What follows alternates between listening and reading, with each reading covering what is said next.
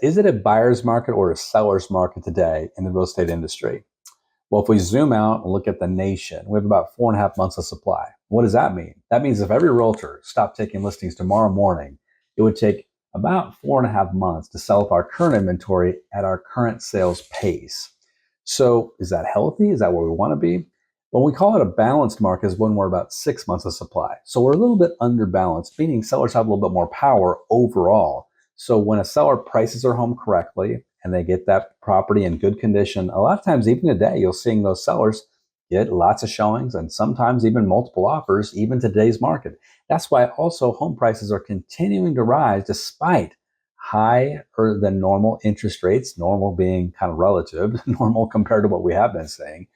And, an overall economy that's kind of, starting to look like it may start to enter a recession. Still, home prices are rising because of the supply issue. But here's the thing.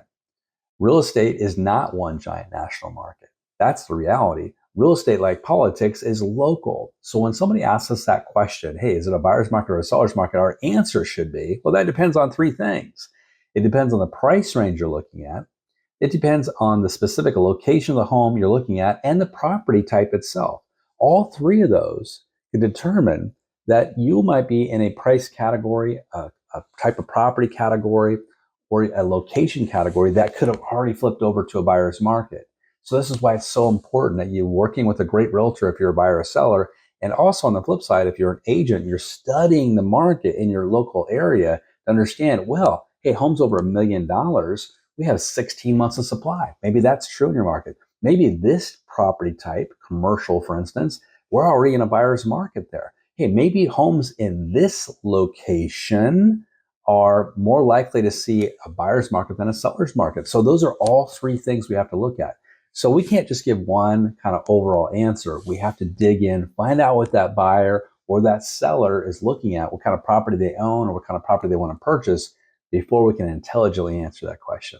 I hope that gives you some guidance. And guys, if you want more coaching like this, join us over at eRealEstateCoach.com. Check us out and look at our Path Performance Coaching. We've got an incredible coaching program that will dig in and help you be the best agent you can be, help you add more closings, more transactions, more buyers and sellers to your bottom line.